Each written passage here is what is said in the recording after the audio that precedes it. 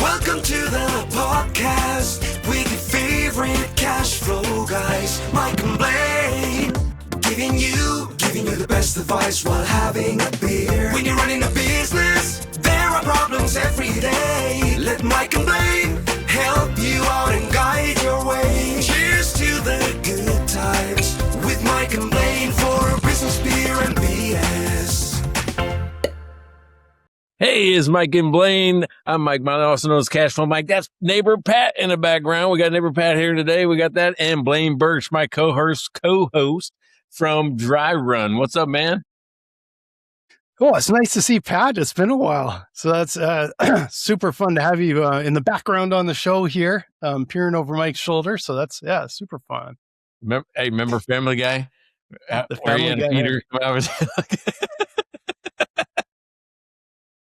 Yeah, nice. That's nice. That has got to be the dumbest thing I've ever done on the podcast. This week. No, Pat says no. Okay. You got a short memory for some of the raps and cowboy country songs you did. All right. Well, cool. Hey, we got a really cool one today. First, what do you think? Eye contact camera, huh?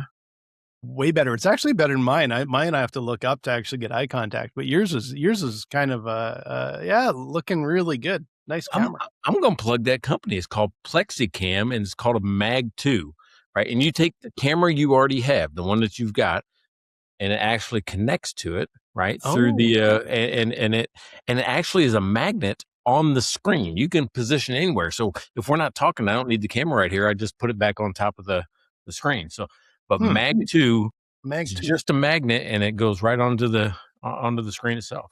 No, I'm going to check that out. I might have to get one. Mine isn't too bad. It's not quite as high, but it would be nice when we're recording stuff to be a little bit more central. So that's very cool. Today I did my first video with it, and it was so much easier because then I had a script behind it. And with my trackpad, I could just control the speed of it was just a Word document. And it was the words right above the camera. And it looks like I'm looking right at the camera, but I'm not looking right above it. Yeah, nice. That's really handy. That's I've had that problem before when I'm trying to, like, if I'm actually reading something and I don't do that too often, but if I have to script something, it's tricky to get it to look right. Yeah, very cool. So great. Did you hear that? He just I guess, what are you drinking, Pat?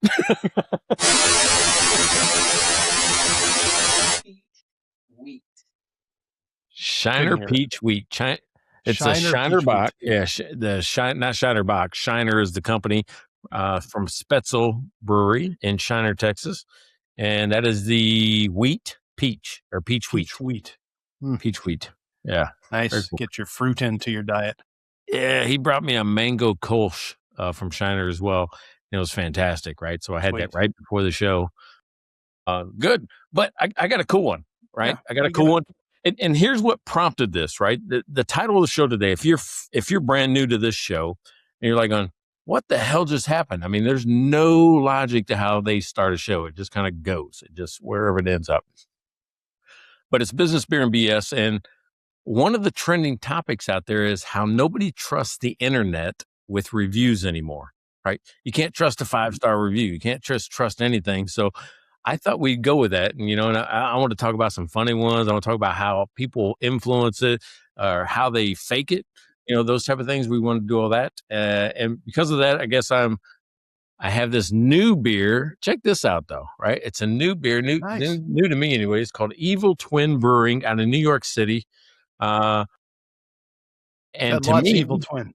Lots of Evil Twin. They got, that's a good brewery. Good stuff, man. Good pick. That was a cool picture. And it reminded me of creating a review because you just never know what you're going to get when somebody takes a picture. You don't know the context. You don't know what's happening around them. You don't even know what the picture's about half the time. Yeah, exactly. Well, that's a great pick. Great pick. Yeah. All right. So the phrase at the bottom, I agree with that. New Yorkers are mostly interested in New York, if you haven't noticed. This says on the bottom of the can. Nice. There you go. But cool photo. Cool photo. What you got? So this week I had to pick it. This is actually one of our favorite beers. I always have to share it with my wife when I drink one of these. but I wanted to feature them because we have them a lot and they're really good. It's Drecker, and Drecker has some really nice beers.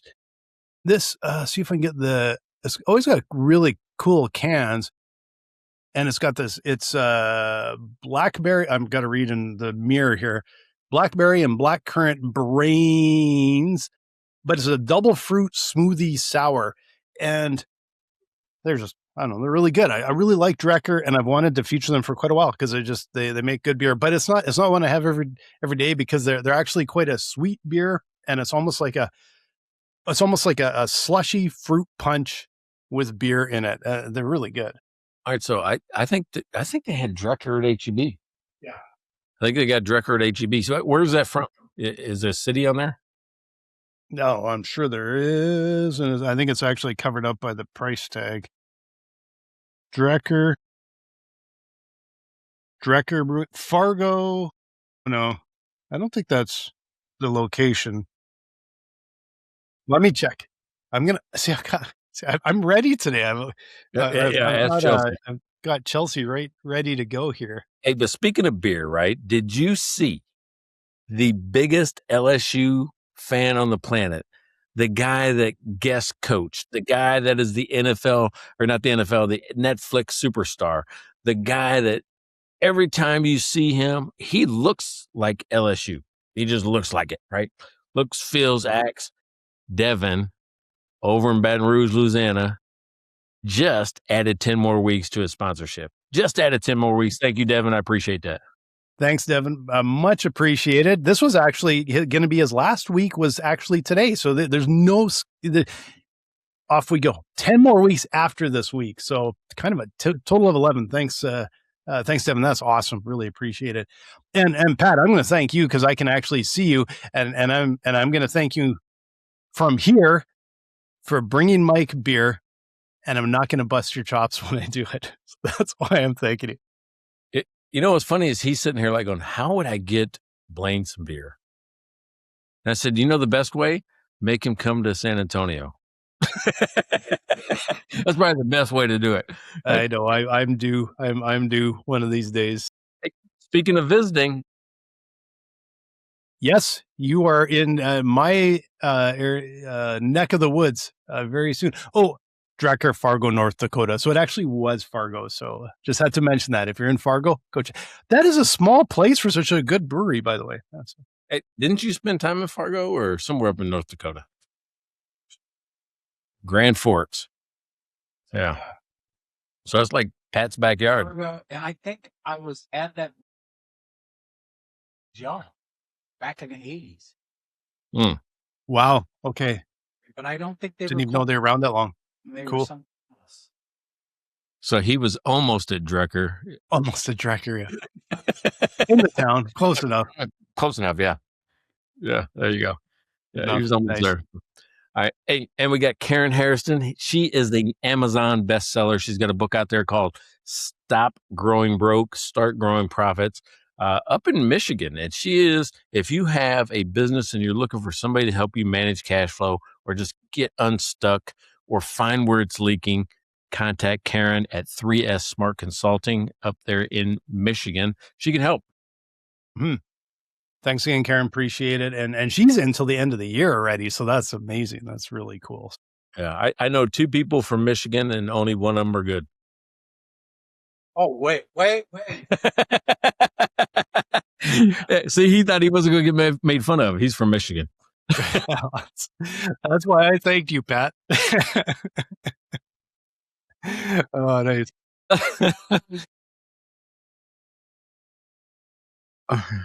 Yeah. Well, hey. There you go. There you go. It's funny. All right. Where did this idea come from? All right. So here's the thing, right? So I got an email today. We can get rid of all your negative reviews. I'm like going, shit, do I got negative? Who's giving me negative reviews? So I go and look, 0 negative reviews. I'm like going, oh, that's just a basic old thing, right? So, because I'm thinking maybe I had one pop up, because I've got an A+ something or another on Better Business Bureau, and I don't have a ton of reviews on Google, but all of them are good, right? So, but here's what's happened. I was in Cedar City, Utah this week, and I'm looking up just a place to eat. And this is where it comes from, right? So those two things together, I'm looking up for a place to eat. It's like a 4.9 in Cedar City, Utah. And now Cedar City is like about the size. If any of my friends from Galesburg, Illinois are on there, it's about Galesburg size, right? Which is about 35,000, 25, 35,000, somewhere in there. So it's a smaller town. I'm like, oh man, 4.9 here must be really good. Right? Because I wouldn't expect a lot of reviews. And, some people are just going to go, bah, I didn't like the way you did whatever. Yeah, it wasn't great. It wasn't great. And I don't know if it's my taste buds, but I know, first of all, I violated my dad's one rule about restaurants. He says, do not ever do this. My dad. He goes, you never eat a restaurant where there's no other cars. I'm like, oh, shit. Well, I didn't think about it. I thought, well, maybe I'm just early. No, I wasn't early. I was only. Only, yeah. That's always good advice. It's a different word, yeah. Can you be early? Can you? What does that mean? He says, can you be early in Utah? Probably not, to be honest. I sort of doubt it. Yeah, so but I was right on time for Texas, right? Because I was hungry. My body didn't know the difference, right? It's just like a dog. You ever left a dog somewhere? Dogs can't tell time, so they don't know if you've been gone an hour or 15 minutes. So they'll stop feeling bad about you leaving your dog for about an hour. Doesn't worry about it. They don't know. They don't know. They just know you came back. Oh, you came back. Good. Nice. I was in a restaurant in Ogden, Utah, when we were driving down to Arizona here in the fall, and I found it on a review site, and it had excellent reviews, and we went there, and it was outstanding.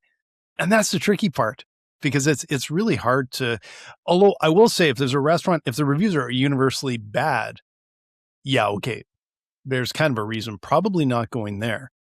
But I had an experience in a restaurant down here in Scottsdale last fall, and it wasn't just a review. It was an entire article that popped up in my feed. And it was supposedly one of the best new restaurants in, I don't know, the United States or Arizona or something. But and we went to this restaurant, and it was packed, and it was a big place, and it was maybe average. I was really disappointed. And I actually asked a friend of mine one time, just recently, I said, well, I went there, we weren't impressed, but it sure had a lot of hype. And her response was the restaurant has more than one, I don't know, location or other brands that they have. So they're just really good at generating hype.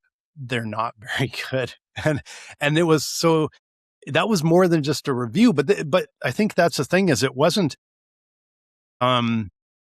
sort of people reviews, but the people reviews looked okay too. So I think they were maybe influenced by this article. But we've also found some really good restaurants that way too. So it's tricky. It's tricky.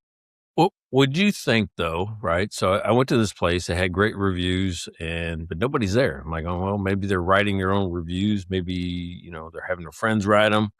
So maybe a better way to judge somebody is how many 3 stars do they have? Right? Because I always think if you give somebody a 1 star, you're just pissed, right? 5 stars are just kind of almost a given. Let me read you the one though that I didn't go back until afterwards. I'm like, oh man, what did I miss there out of the 4.9? So I found a 2-star review, and I'm gonna read it to you. The food was good, the service was fine, the atmosphere was nice, but my wife said this reminds me of my ex, so now I can't go back. It's not your fault. It says it's not your fault, but still 2 stars. Like, okay, that shit's funny, right? It's like he was reviewing his marriage and not, nice. not the restaurant. But I thought that was funny. It's tricky for businesses, because You'll get people that could be competitors and get people that are just sort of spamming you. Could have one bad experience. We saw some reviews for a restaurant that opened just recently, and it is a brand new restaurant. And I was just checking. I just wanted to see, well, how's it starting out? And the reviews weren't all that great. And I actually felt really bad because I'm like, yeah, these guys are brand new. Like, give them a week to breathe here. And it was all the service wasn't great. And like, dude, they just start. So to me, it's also the review sites have to take some responsibility and say, okay, how do we generate or encourage more accurate reviews? So you can't spam them with your friends as much, but also you're not going to get hammered because it's the day you open and they're kind of being a jerk. Yeah, so it was like when we started the podcast, right? We started it, we record one and we threw it out there. We record another, threw it out there.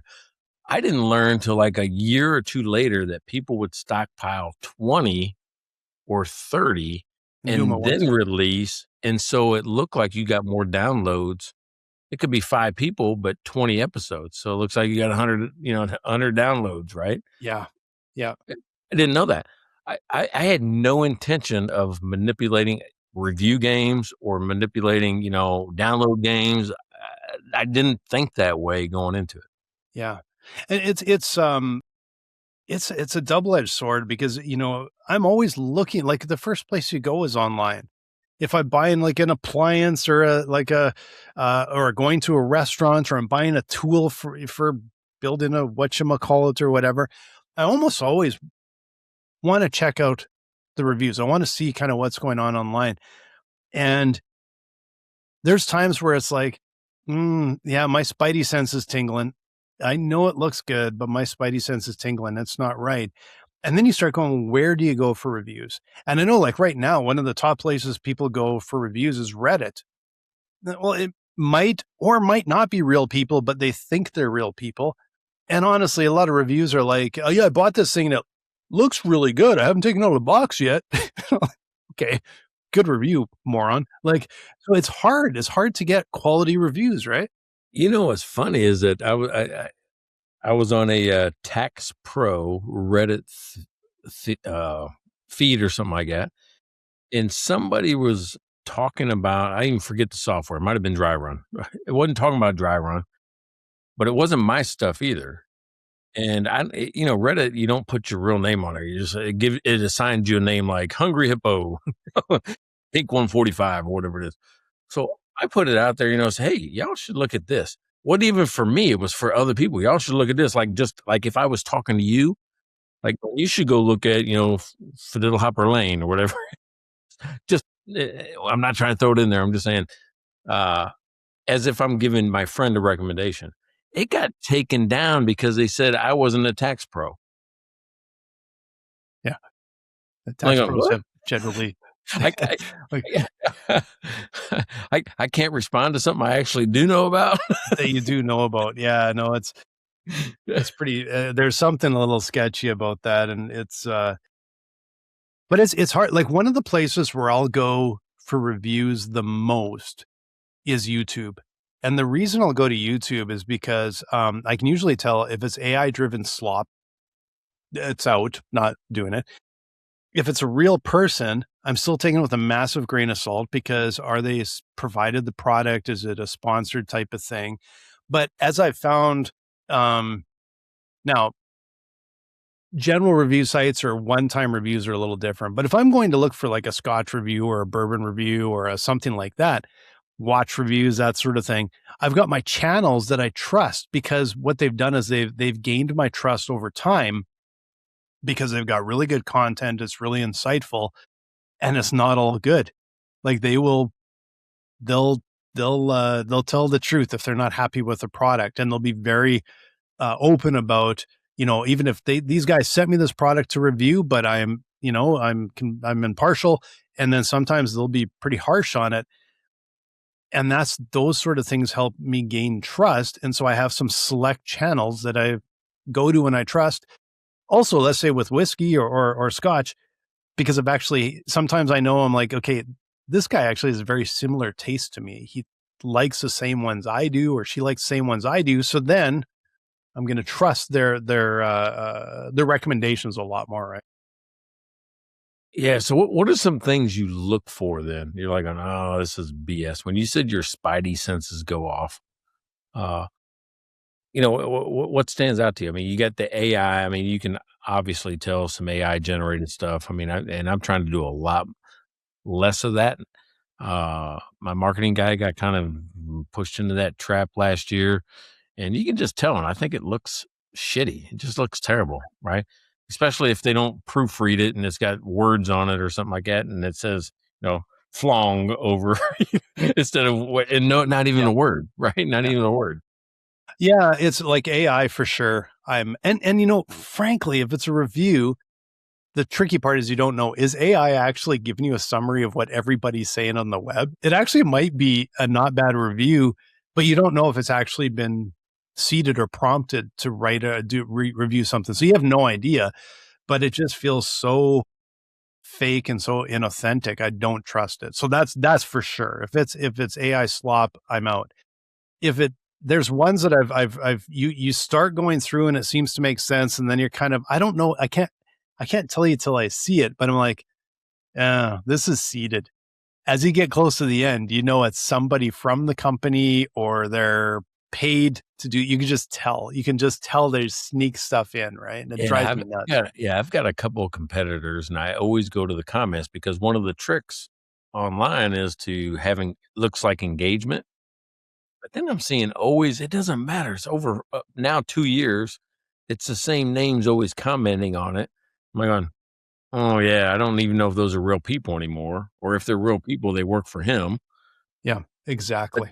But then I've got another competitor that I watch because he never curates the comments, and they're blasting the shit out of him. How terrible it is.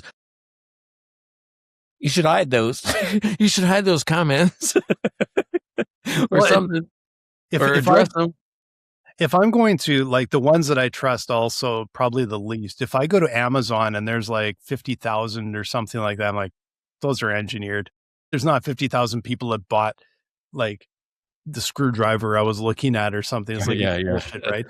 So I want to see almost like few reviews, but I will always, I'll take a look at the 3, 2s, and 1s. I always take a look at those, right? And it's the first place I go. I don't care about the other ones. I can see it's like, yeah, it's got a 4 point something.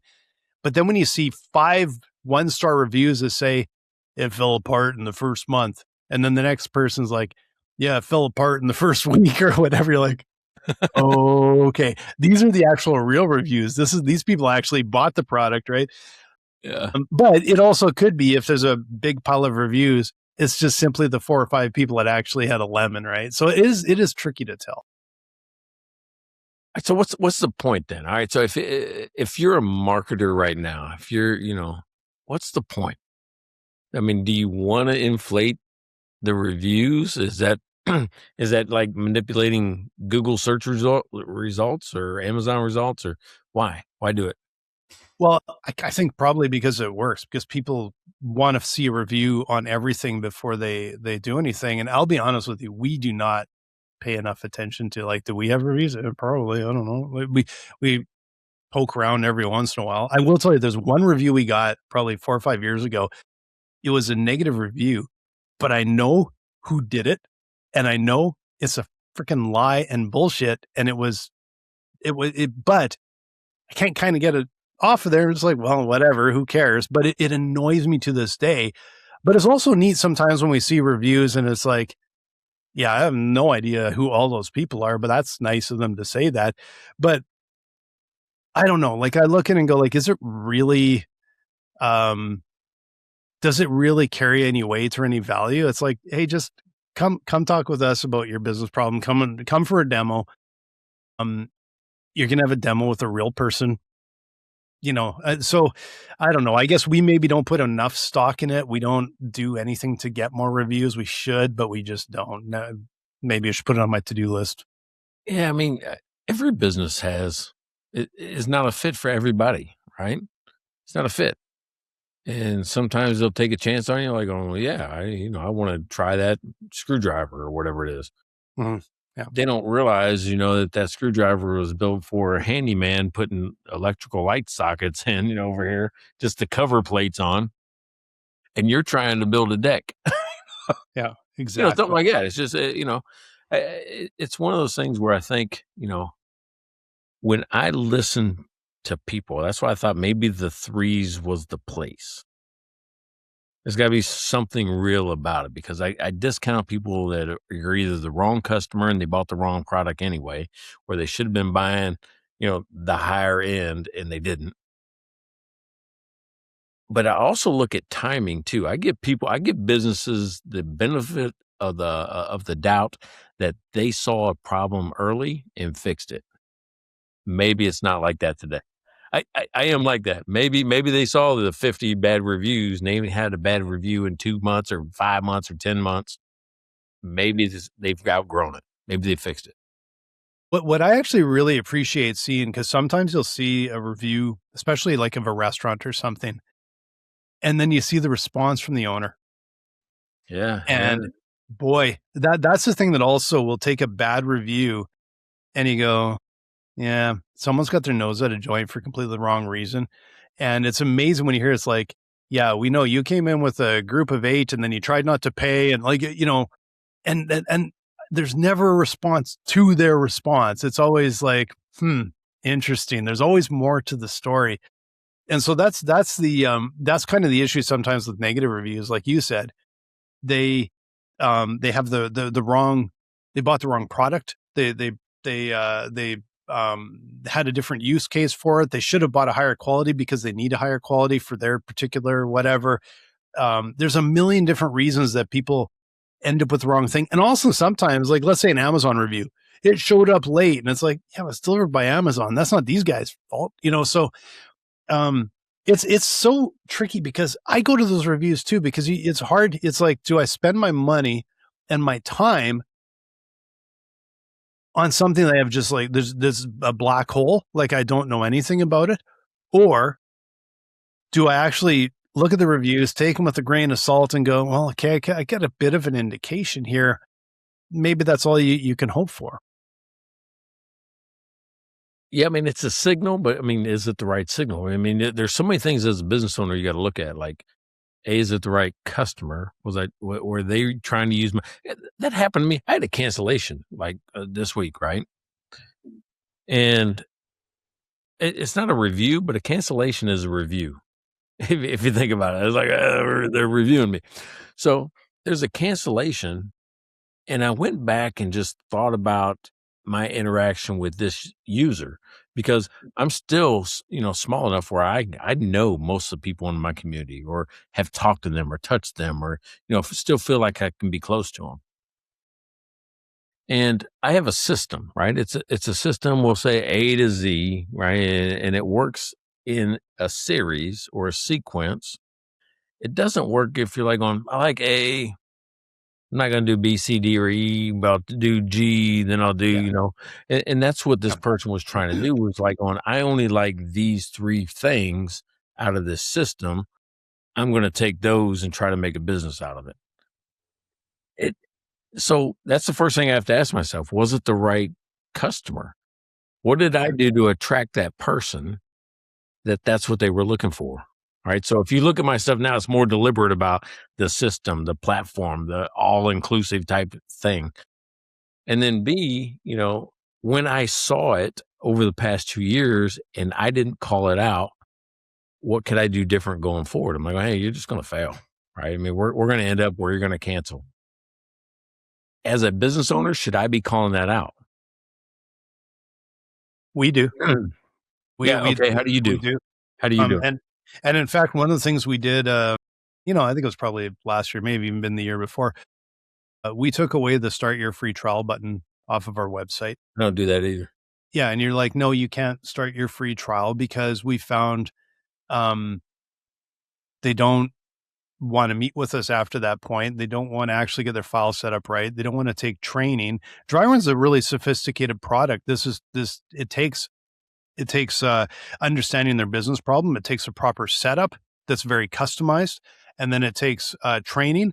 And then it takes their discipline to be in there every week. And every once in a while, we get a customer that we see a payment come in. Someone started paying. And like usually there's somebody on the team's met with them, right? So, and we're always talking about, get these ones sometimes, nobody knows who they are.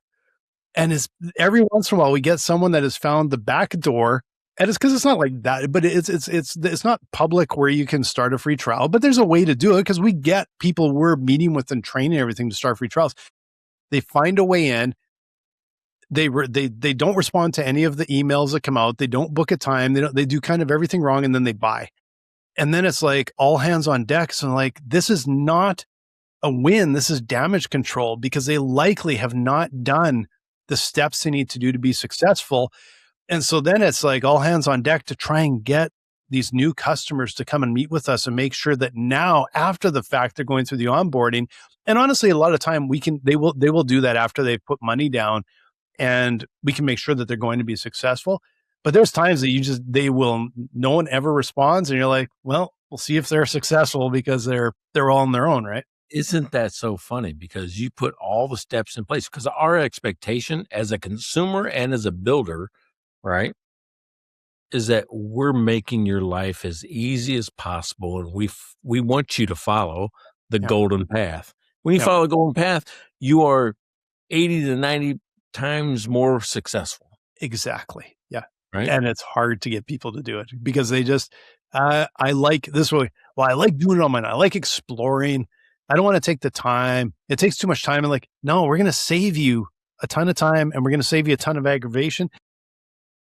Some people they just don't want to. And I know there's people that we get that'll probably come to our site and they're not even contacting us because there's no free trial. And they're like, you know what? Fine. Because we know you guys aren't going to be successful unless you come and take the time, take a half an hour to talk with us. We'll demo the product. We'll make sure it's a good fit before you put any more time or we put any more time in. And then we'll book a time and we'll move through. And we've got a process that we know works. Let us follow that process. It'll save you a ton of time. Make sure your money is better spent. But I think it still comes down to what we started this conversation about is there's built up such a lack of trust. Like, I think they come to us and they think, well, if I get into a meeting here, it's going to be a hard sell. Like, it's because you've been in those where it's a hard sell. I had a demo last week. I'm going to tell you, the guy told me what he wanted. And instead of moving on to the demo, I spent the next half an hour trying to convince him we were not the right fit for him. And I basically can convince him. I said, finally, well, let me just walk you through the product and and we walked through the product. And then at the end, he's like, this is exactly what I'm looking for, which was not the stuff he told me at the start. Right. But I literally spent all this time going, I don't think, no, we don't do that. Well, no, like you probably need more of this. But then when he didn't really share, I think, or he didn't really understand what his true needs are until he saw the demo. But we're like, we're not going to try and sell somebody on some hard sell because it's painful when you sell them on something and they go through everything and then they cancel because they weren't the right fit. There's nothing we could do to make them successful. We learned the hard way that is not the way to do it. So we do the opposite. From a business cycle, I mean, it's like you're burning too much time. Your own money it's the wrong person. It's the wrong product. I mean, it's why? Yeah, exactly. And it will end in a bad review sometimes. Yeah, and then you get a bad review. And the other thing we've really worked at, we haven't worked hard enough on this, but where we try and focus now is when people are really successful. For a while, we're just getting a little testimonial. Well, now we want to get case studies. So now we're trying to line up case studies. Now that we're asking for much more time from our customer. We're asking probably for an hour to record them, and we've got a bit of questions we'll ask. Fortunately, a lot of them are like, yeah, that's great. We love this or whatever. But those case studies, I think, carry a lot more weight because it's a real person with a real name. You can see the questions that were asked, or you can see the flow. You can see the comments. I think those carry a lot of weight, but you have to find those customers that are willing to take all of that time with you as well. Yeah, interesting you say, about the trust, because I almost never want to jump on a call with anybody anymore. as a consumer, as a customer. And I assume my clients are the same way. You don't want to get on a call with me because you think, I've seen Mike in the videos. He'll have me pulling out the card. Yeah. And I will, don't get you wrong. Okay. But it's one of those things. That's what it is. Every call is turned into that, where there's a promise of a strategy or whatever it is, and it's such a light touch in value and such a heavy push in sales pressure. Yeah. And that's why I've decided to avoid it. I'm like going, you've got an intro video, a web page, a landing page, and then if I want, I'll jump on a call. But if you don't sell me before I have to talk to you, we're not talking. Yeah. Now I will say, like our typical customer now, our best customer, quite frankly, generally a CFO or controller from a finance team, from a mid-market business. They want to meet with somebody. That is the norm for them. They're not going through a freaking trial and shit themselves. They want to meet with us, and they have expectations. They will have met with usually some competitors. We want to make sure that we're giving them value there. Again, it's not a hard sell, but it's like, I want to learn about as much as I can about your needs, what what your business is about, so that I can put this quick demo in some context, just a light kind of overview. Is this something where you want to take a next step? If not, that's totally fine, but but that's their expectation. And so if we weren't meeting that expectation, we wouldn't be getting any of them in the door, because their expectation is, no, you are going to guide me through this because I'm not doing it on my own. Well, and your clients are turning a cruise ship and not a rowboat. Yeah, right? exactly. In their business, the size of their business. So they can't afford to make even millimeter mistakes, right? I mean, you just don't have that much room in a big business. And you can't trial something with that level of sophistication. They need a guiding hand, and they need some help, and they need someone to paint that picture and sort of a proof of concept and all that. We have a process. We go through a needs assessment meeting and a proof of concept and all this, because they can't go in and this isn't just like, I'm going to connect my file and see who owes me money. It's, well, we got, 5 locations and they're all in different currencies, and we've got 4 people or a team of 7, or, there's so many factors. And then the businesses themselves are highly complex, how they generate their revenue, how they're paid, it just doesn't work. But fortunately, that group recognizes it, and it's the demand and expectation that we would walk them through a meeting. So that works out good for us. But when you get to some of the smaller businesses, those are the ones that that try and sneak through. And frankly, it's like you said, you want to do that. I'm probably the same way. Is like, I don't want to go to a sales meeting and have this hard sell. But again, that's maybe trust, because there's been a lot of companies that have done it that way for too long, that they've done a hard sell for too long. And not everyone's like that. It's like walking into a car dealership, even though today some of them still have this hard sell, and some of them are just like, well, let me show you the car, answer your questions. All right, so let me this might be funny. You wrote a book, I wrote a book. I sent you my book, you sent me your book. And we asked each other, would you review the book? And we did. Remember? And we did. Yeah. Is that considered a fake review?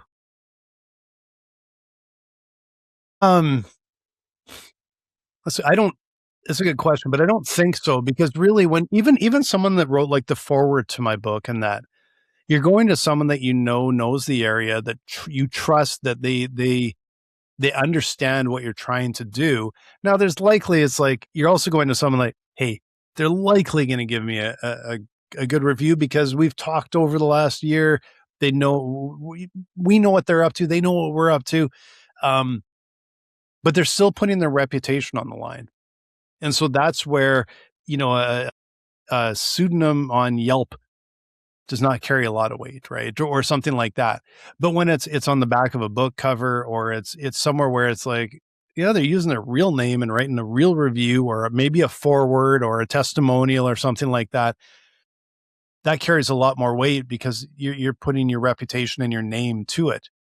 Yeah, but you and I just put our first name, last initial on an Amazon review. Oh, I wonder why we did that. Probably should have put our full name, Isn't that what we did? I think that's what we did. Now, here's the thing. When I look at reviews like that, it says Mike M, and here's the review. And there's not 1,000 reviews. There's 7 or there's 14. I'm like going, that's probably a realistic number of somebody that would go, yeah, I'll give Mike a review on this. Now, I will say we did this years ago, right? If we were to do that today, this was like 2020 when we did that. Yeah. If we were to do that today, I would have my full name on there, because it's like, I want people to go, hey, this guy's he knows financial software. Wonder who this guy is, right? So it's almost like, hey, man, there's actually a little bit of self-promotion, and I want to be associated with this book, and I want to be associated with Mike Blaine, and I'm going to put my full name, so I actually get a little bit of press or a little buzz out of it too, right? So I think things have changed, and they've changed quite rapidly. And like you said, a lot of it is AI slop combined with what we already knew were a bunch of fake reviews. I wonder who is going to be the first to come to the plate where they say, okay, we've got an approach here that you can trust.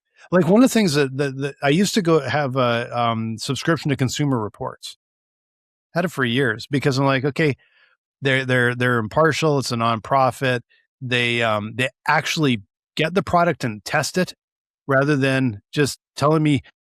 I've seen reviews on sites where I say, well, according to their company website, it says this. That's your review. You've never even tried the product. Yeah. So at least I can trust it. Now, there are some caveats. They test it once. They don't try these things long-term. They don't have these products for years. They don't know how long the longevity is and stuff. But I canceled it a few years ago. When stress test it though. Right? They're stress tested. So it is way more trustworthy to me. But I did cancel a few years ago because there were links to all the products to buy them. And I just lost trust, because I'm like, they're going to cut out of this, right? And I was paying them, plus they're getting a cut. But I actually went back this year because I was buying some something, or a humidifier, I think it was, and I wanted to see, okay, what do they say about this type of humidifier and everything, because I didn't trust a lot of the things online. At least I kind of went, okay, everything is so polarized and crappy that the bar is so low that I kind of trust them again, even though if they're getting a few bucks out of a sale. Dude, there is a review for everything now, though. Those review sites. If I typed in, I'm looking for a loafer, right? Just a shoe. There'll be 25 sites. Best gentleman's loafer, best, like, in a lot of cases, when it's the same one, I'm like going, well, they didn't pay for all those.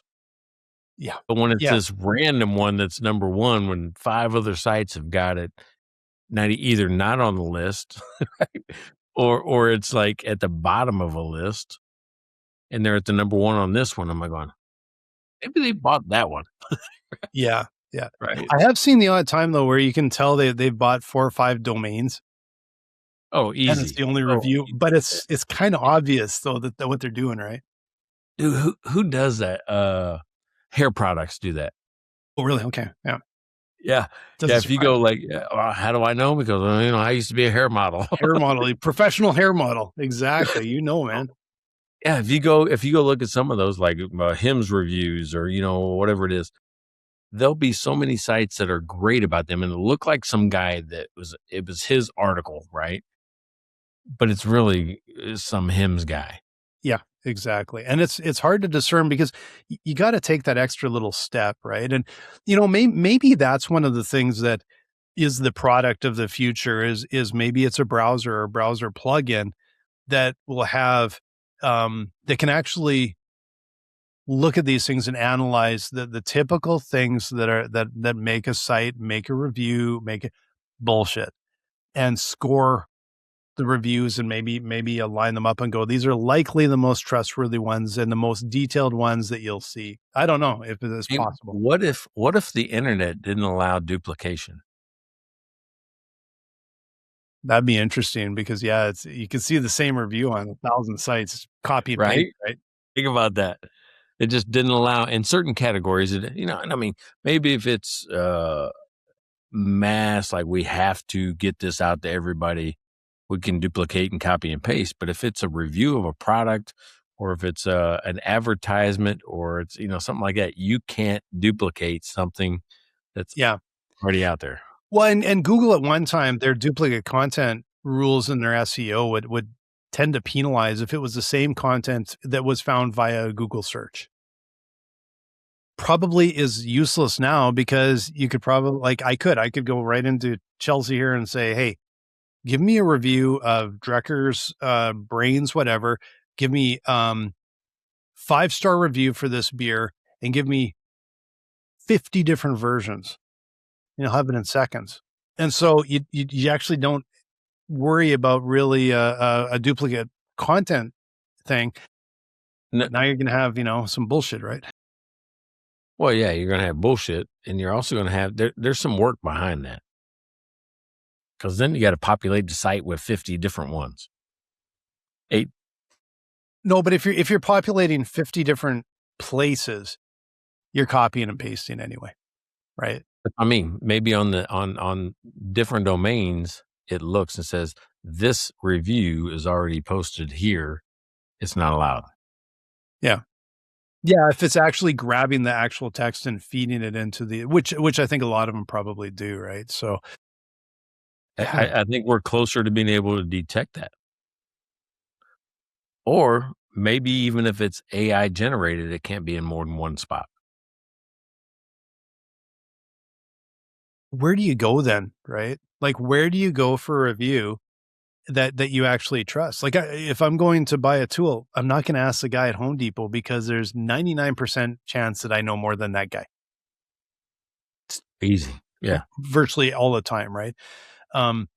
YouTube, like I said, that YouTube, I find that this is why I think YouTube at times, I feel like it's a better starting point. Because you can tell, first of all, is it AI slop or is it an actual person? And if it's an actual person, you can look at their channel and go, okay, they review all of this different stuff. And it's their job.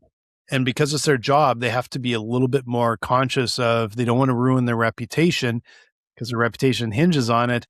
But then you also have to see, are all their reviews positive or do they have some that aren't? And when you see some of those standouts that aren't, you kind of go, yeah, okay. They're because I would not be able to do a review site because I would feel too bad doing a bad review on anything from a small business, or like even if we were doing beer, if we did beer reviews, I just would have real trouble. I just would be like, I'm not gonna review a beer that I don't like because I would feel bad and I don't want to do that, right? So when I see someone putting their kind of ass on the line, but also saying, this was not good. These are scotches you should not try. These are the worst ones of the year. It's harsh, but it also gives a level of credibility, not guaranteed to be accurate or truthful, but you start to think, well, here's 5 or 6 check marks that make me think this is probably pretty reasonable and pretty accurate. I mean, here's one check mark that I instantly disregard. If there are no details about it, I don't know why I don't trust that, but if it says, great experience, I highly recommend. If that's your review, I'm not trusting it. I don't know why, but there's nothing about your experience there. If you describe something, I'm going to trust it more than nothing. No, very true. And I'm if I left reviews for anything, I don't know if I ever really have. Maybe a few times on Amazon, maybe a few times on Yelp if I really liked a place, or maybe 1 or 2 where I'm like, no, these guys deserve a kick in the shins for what they, for what the experience we had or whatever. But I don't feel like I'm much of a writer, right? Like it's so, I probably should, because it's too easy to dismiss like, yeah, it was good. All right. So what does it take for you to give a 1-star trashed review? Oh, well, it's, 'Cause I think we're adverse to it. I think we're adverse to not doing that, especially as business owners. I think I'm probably the most likely to do a 4 or 5-star reviews for things that I really believe in. And that's 99.9% of it. And if there are any other reviews, it'll be a 1-star. It's not going to be a 2 or a 3 likely. It'll because I'm like, let somebody else do that. There would have to be some really serious, generally service issue or something where I'm like, that's just completely unacceptable, and I don't want other people to go through what I went through. Then I would, but it's likely I'm not doing the 2s and 3s, because it's just me. I'm probably going to share this because I need people to avoid this place or whatever. Yeah, for me, I mean, I'm more likely to do nothing than a 1-star. But I'll give a 1-star if you make it personal. If I'm if I'm embarrassed, if I'm disrespected, if something bad, just like I feel slighted, that's when I'm more likely to give you a 1-star. Yeah, like I would never say, "Oh, it was kind of slow service," or the food wasn't hot or something. No, I'm not.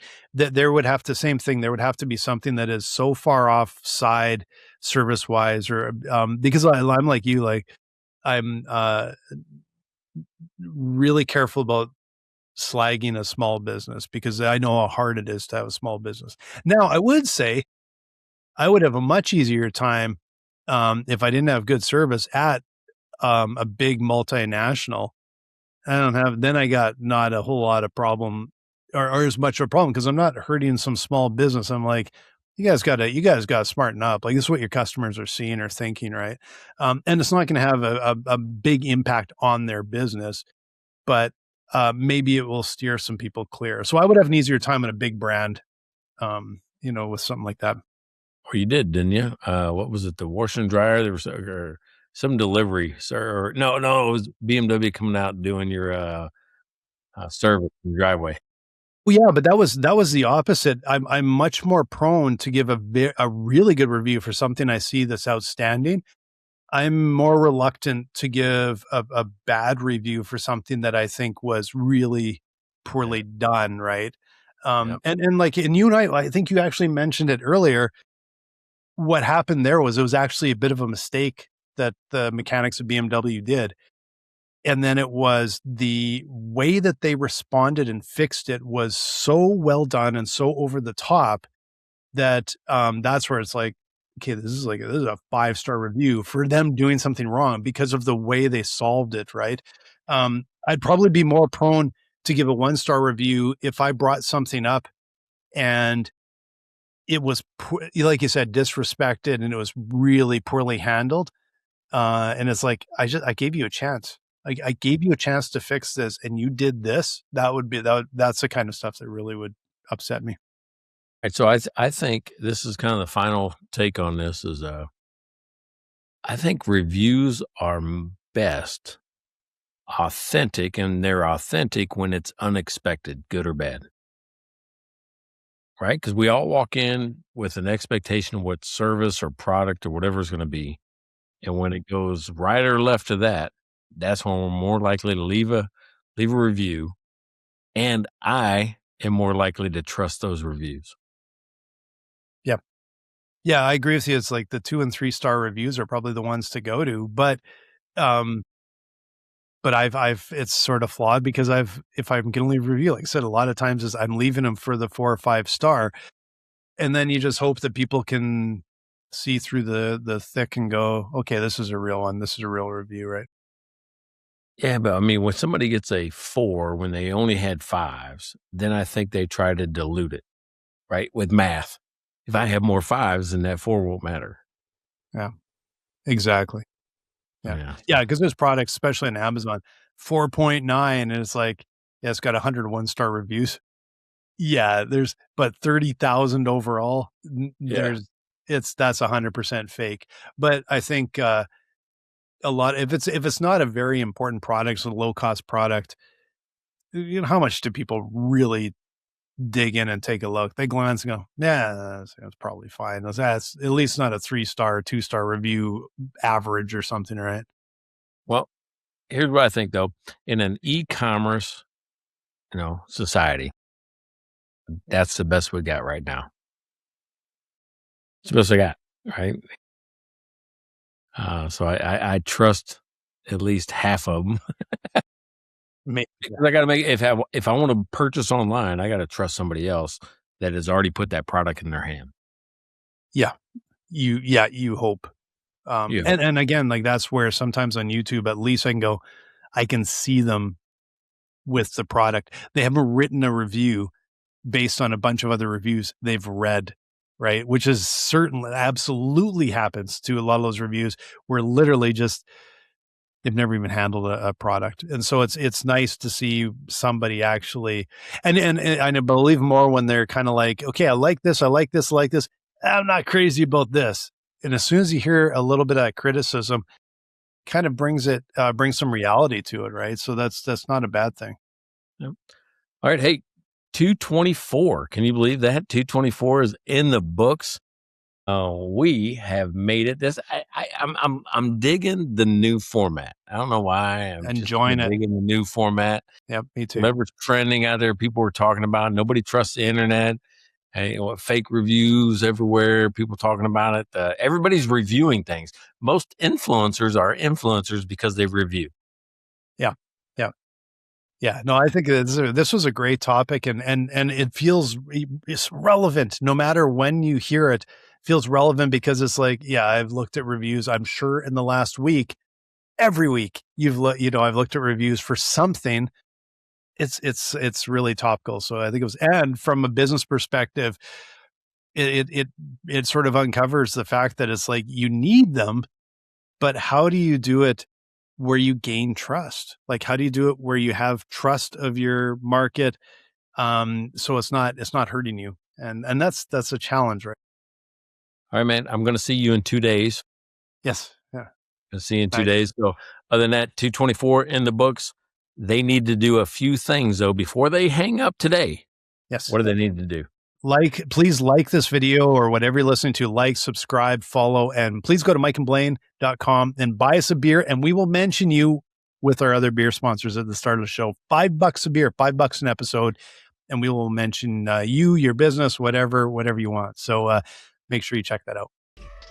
Check out their website at mikeandblaine.com, then subscribe to the podcast and buy these guys a beer.